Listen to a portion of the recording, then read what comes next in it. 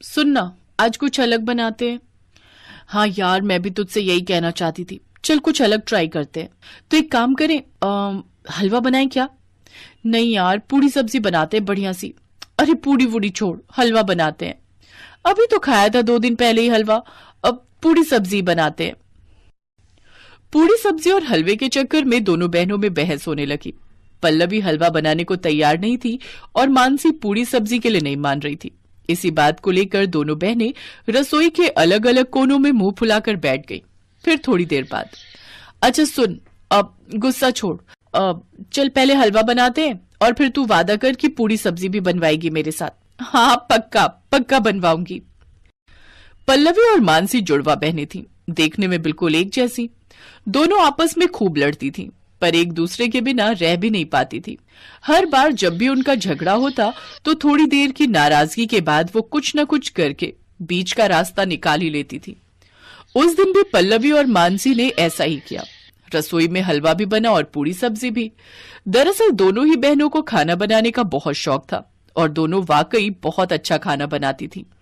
ऐसे ही हंसी खुशी वक्त बीत रहा था और फिर एक दिन, सुनना, मुझे तुझसे कुछ बात करनी है। हाँ बोल। यार वो ना, एक लड़का है, मुझे बहुत पसंद है वो। अच्छा, अरे वाह, अब नाम क्या है उसका?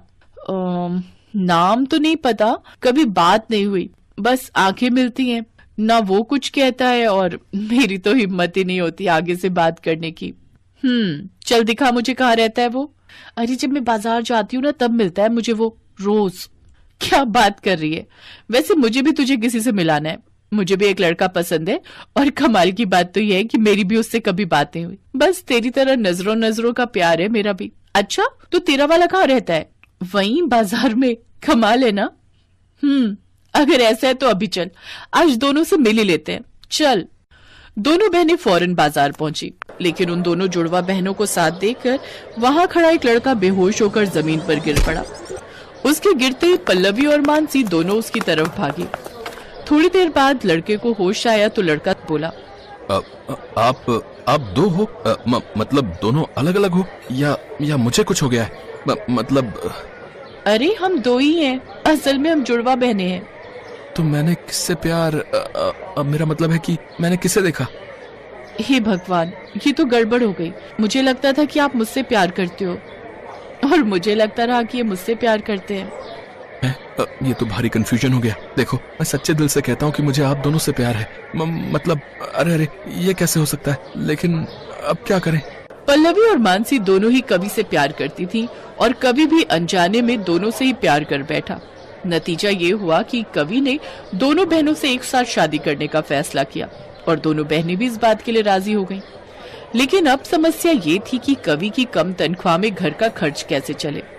दरअसल कवि अपनी माँ के साथ एक छोटे से किराए के घर में रहता था।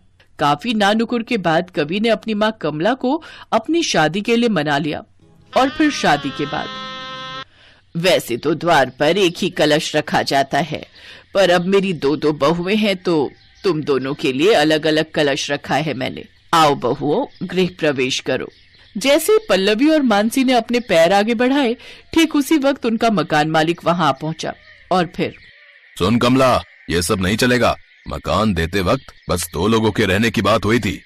हाँ पर लाला, बेटे की शादी तो होगी ना कभी। हाँ होगी, मगर 2 पत्नियां भला कौन लेकर आता है? देखो, मैं 1 हफ्ते का वक्त देता हूँ। तुम चारों अपना बोरिया बिस्तर समेटो और चले जाओ यहाँ से, समझे? ये सब मेरे घर में नहीं चलेगा। मकान मालिक लाला बहुत ही खड़ूस आदमी था। कवि और कमला ने उससे बहुत मिन्नतें की पर वो नहीं माना और इस सब में बेचारी पल्लवी और मानसी के गृह प्रवेश की रस्म भी पूरी ना हो सकी। 1 हफ्ते बाद चारों ने एक दूसरा मकान किराए पर लिया और फिर, वो लाला कितना खड़ूस था, उसने बहुत बुरा किया हमारे साथ। क्या कितनी देर से देख रही हूँ तू कुछ बोल ही नहीं रही है। आखिर चल क्या रहा है तेरे मन में? मुझे अपना मकान चाहिए जिसमें तू और मैं फिर से पूरे सम्मान के साथ गृह प्रवेश कर सके। हैं? ये क्या बोल रही है? अपना मकान? अरे हलवा या पूरी सब्जी थोड़ी ही है जो मिलके बना लेंगे। अरे वाह, क्या आइडिया दिया है तूने। अब तो हलवा और पूरी सब्जी बनाकर ही बनेगा अपना मकान और हम दोनों मिलकर बनाएंगे। मानसी की बात पल्लवी को भी जच गई।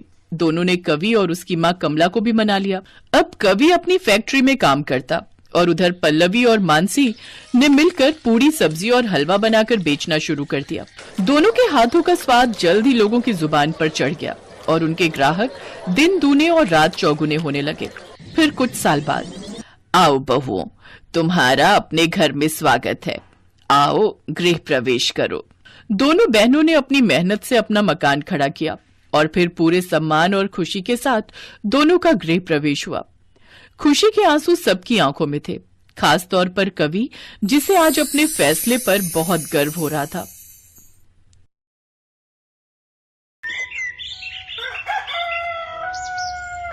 मंजू और कंचन दोनों देवरानी जेठानी बनकर एक ही घर में आई थी। मंजू देखने में कम सुंदर थी, जबकि कंचन देखने में बहुत सुंदर थी। राज और विराज दोनों भाइयों की उम्र में 1-2 साल का ही अंतर था, इसलिए सुलेखा देवी का मन था कि वो दोनों बेटों की शादी एक ही मंडप में करे। इसी वजह से मंजू और राज की शादी सगाई के 6 महीने बाद तक रुकी रही। जब कंचन की पढ़ाई पूरी हो गई, तब उसने विराज को शादी के लिए हाँ कह दी। आज मंजू और कंचन की सुहाग रात थी और इसी विषय पर घर में बात हो रही थी। माँ, वो रूम की सजावट वाला भैया खाली कंचन भाभी के कमरे की सजावट करके आए, मंजू भाभी के कमरे में कोई सजावट नहीं हुई क्या? मैं क्या बोलूं, राज का मन ही नहीं है कमरे की सजावट करवाने का। उसने ही फूल वाले को मना कर दिया, बोला कि मुझे नहीं सजवाना। अच्छा लगेगा क्या माँ, कंचन भाभी का कमरा सजा हुआ और मंजू भाभी का बिना सजा? बहुत दिल दुखेगा मंजू भाभी का। कोमल, मेरे बारे में इतना टेंशन लेने की जरूरत नहीं है। मुझे जो ठीक लगा मैंने किया। मुझे मंजू शुरू से ही पसंद नहीं थी, पर माँ के कहने में आकर मैंने शादी के लिए हाँ की थी। मंजू तेरे स्वर्गीय पापा के दोस्त की बेटी है। तुम्हारे पापा ने अपने दोस्त को वचन दिया था कि मंजू की शादी तुम्हारे साथ हो। अब तुम्हारे पापा तो इस दुनिया में है नहीं, तो उनकी आखिरी इच्छा को पूरा करना तो तुम्हारा फर्ज है ना। और मंजू स्वभाव की बहुत अच्छी है, मैं तो उससे मिलती रहती थी, वो मिलनसार है। मिलनसार है, सुंदर नहीं। मुझे सुंदर बीवी चाहिए थी। बाहर हो रही बहस अंदर कमरे में बैठी मंजू और कंचन के कानों तक जा रही थी। कंचन धीरे धीरे हंसने लगती है, ऐसा लग रहा था जैसे वो मंजू का मजाक उड़ा रही हो। वैसे सुंदर होने के कितने फायदे हैं, आज मैं आपसे छोटी होकर भी इस घर में आपसे ज्यादा सम्मान पा रही हूँ। मुझे इस घर का सबसे आलीशान कमरा सुहाग रात के लिए मिला है। मेरे कमरे को बढ़िया से बढ़िया फूलों से सजाया गया है। आपका आपकी तरह ही बदसूरत होगा। मेरी सुहाग रात तो बहुत बढ़िया होने वाली है, पर आपकी तो बेरंग, इतना तो बता ही सकती हूँ। कोई बात नहीं कंचन, मुझे वैसे भी इन सब चीजों का इतना शौक नहीं है। मैं तो हर हाल में खुश हूँ। तुम खुश हो ये देखकर मुझे बहुत अच्छा लगा। तुम अपनी इस रात को यादगार बनाना। वो तो बनेगी, वैसे आपकी भी सुहाग रात यादगार ही होगी, बिना किसी साज सज्जा वाली सुहाग रात। कंचन की बातें सुनकर मंजू का मन तो थोड़ा खराब हुआ, पर उसने अपने मन को संभाला। कुछ देर बाद ननद कोमल आ जाती है। बड़ी भाभी, आपका कमरा ऊपर छत वाला है, आप चाहो तो कुछ देर वहां आराम कर लो। वैसे रात को भी आपको ऊपर छत वाले कमरे में ही सोना है। रात भर के थके हो, चलो मैं आपको कमरा दिखा देती हूँ। छोटी भाभी आप भी चलो, आपका कमरा तो आंगन वाला है, आप भी कुछ देर आराम कर लो। कोमल अपनी दोनों भाभियों को उनके कमरे दिखाती है। कंचन का कमरा बहुत सुंदर लग रहा था, बिल्कुल आलीशान सजावट की गई थी, जबकि मंजू का कमरा छत पर बना हुआ थोड़ा पुराना छोटा सा था। मंजू कुछ देर के लिए अपने कमरे में आराम करने चली गई। इधर कंचन भी अपने कमरे में आराम कर रही थी। शाम को अचानक बहुत तेज बारिश शुरू हो गई। इतनी बारिश की सड़कों पर पानी भर गया। अरे अरे, आज तो इतनी तेज बारिश है जितनी पूरे मौसम में नहीं हुई। माँ, सामने वाली कॉलोनी में घरों में पानी घुसा है। हमें तो डर है कि कहीं हमारे भी घर में पानी न घुसाए। अरे बाप रे भैया, याद है एक बार पीछे वाले दरवाजे से बड़ा कमरा पूरा भर गया था जब बारिश आई थी, और आज तो वही कमरा आपको सोने के लिए दिया जा रहा है। देखते हैं, अब जो होगा देखा जाएगा। रात को जब सबने खाना वगैरह खा लिया तो सब सोने की तैयारी करने लगे। तभी पड़ोस में पहली मंजिल पर रहने वाली कोमल की ताई उन्हें आवाज लगाती है। कोमल, मैंने तुम्हारा और सुलेखा का बिस्तर लगवा दिया है, तुम दोनों आ जाओ सोने के लिए। जी ताई जी अभी आते हैं। माँ, ताई जी सोने के लिए बुला रही है, चले? हाँ हाँ चल, उन्हें भी तो सोना होगा, हम दोनों का इंतजार कर रही हैं। राजविराज, तुम दोनों भी अपने अपने कमरे में जाकर सो जाओ, मैं और कोमल ताई जी के घर सोने जा रहे हैं। बारिश बहुत तेज हो चुकी थी। राजविराज दोनों अपने अपने कमरे में सोने चले जाते हैं। आप बिस्तर पर सो जाओ, मैं जमीन पर सो जाऊंगी। नहीं, मैं जमीन पर सो जाऊंगा, तुम बेड पर जाकर सो जाओ, मेरे से फालतू बात मत करो। मंजू बेड पर सो जाती है और राज जमीन पर। मंजू की अभी आंख लगने वाली थी कि तभी वो कमरे में एक कॉकरोच को देख लेती है और चिल्लाकर पलंग से नीचे कूद जाती है। राज घबरा कर उठता है। मंजू राज से लिपट कर रोने लगती है। मंजू का अचानक से लिपटना और डरना एक पल के लिए राज को आकर्षित कर लेता है।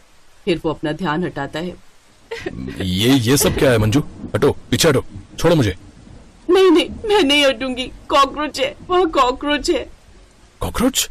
अरे तुम कॉकरोच से डर रही हो? मुझे सोना है, चुपचाप जाकर वहां सो जाओ और मुझे भी सोने दो। मंजू डरते डरते वापस बेड पर लेटने तो आ जाती है, पर उसे बहुत डर लग रहा था कि कहीं कॉकरोच उसके बेड पर ना आ जाए। मंजू देखती है कि राज थोड़ी नींद ले चुका है, तो वो चुपचाप उसके पास आकर उससे लिपटकर डरते डरते सो जाती है। राज और मंजू दोनों गहरी नींद में सो चुके थे कि अचानक विराज की आवाज से राज जाग जाता है। वो देखता है मंजू उसके बराबर में ही सो रही है, पर वो उस समय कुछ नहीं बोलता। मंजू भी हड़बड़ा कर उठ जाती है। राज भैया, हमारे कमरे में पानी भर गया है और पानी बेड के ऊपर तक आ गया है। हमारा इस कमरे में सोना मुश्किल है। पूरे कमरे में पानी भर चुका है। पीछे वाले दरवाजे से पानी आ गया। कंचन और मुझे सोने में परेशानी हो रही है। हम कैसे सोएं? एक काम कर, कंचन के साथ ऊपर आ जा। चलो कंचन, आज हमें ऊपर वाले कमरे में सोना पड़ेगा। क्या विराज, आज हमारी सुहागरात है और हम एक साथ सोएंगे? कंचन, मजबूरी है, हमें एक साथ सोना पड़ेगा। यहाँ तो बहुत डर है। ये बारिश रुक जाए तो उसके बाद कल कमरे का पीछे का हिस्सा ठीक करवाएंगे। चलो ऊपर कमरे में चलते हैं। और फिर विराज और कंचन ऊपर राज और मंजू के कमरे में आ जाते हैं। भैया, मैं और कंचन जमीन पर सो जाते हैं। नहीं नहीं विराज भैया, हम दोनों तो पहले ही जमीन पर सो रहे थे। हमें बिस्तर पर नींद नहीं आ रही थी। आप दोनों बेड पर सो जाओ। आप दोनों जमीन पर सो रहे थे, बेड पर क्यों नहीं? वो तुम मत पूछो, वरना तुम्हें भी डर लगेगा। क्या बात है, हमें भी तो पता चले। वो एक मोटा कॉकरोच आ गया था, इसलिए मैं डर गई थी। मुझे बेड पर सोने में डर लग रहा था। राज ने बोला कि मुझे डर ना लगे, तो हम दोनों ने जमीन पर ही बिस्तर बिछा लिए। क्या कॉकरोच? फिर तो मैं बेड पर नहीं सोने वाली। वो देखो कंचन, पूरा कॉकरोच, वो खिड़की से बाहर जा रहा है। रुको, मैं खिड़की बंद कर देता हूँ।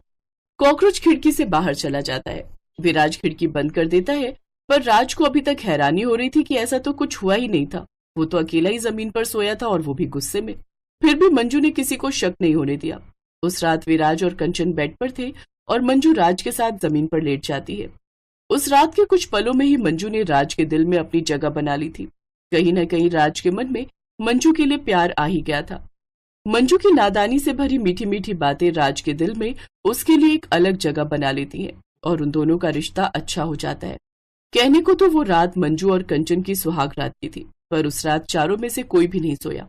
चारों आपस में बातें करते रहे, अपनी अपनी बातें बताते रहे। कंचन भी देख रही थी कि उसने भी मंजू को कितना गलत बोला। उसे एहसास होता है कि सचमुच वो मंजू की अच्छी मिलनसार आदत को पहचान ही नहीं पाई थी। बातें करते करते कब सुबह हो गई ये पता ही नहीं चला। मंजू और कंचन के रिश्ते में भी वो रात एक मजबूत रिश्ते की छाप छोड़ गई। मंजू और कंचन के लिए वो सुहाग रात सचमुच ही यादगार बन गई।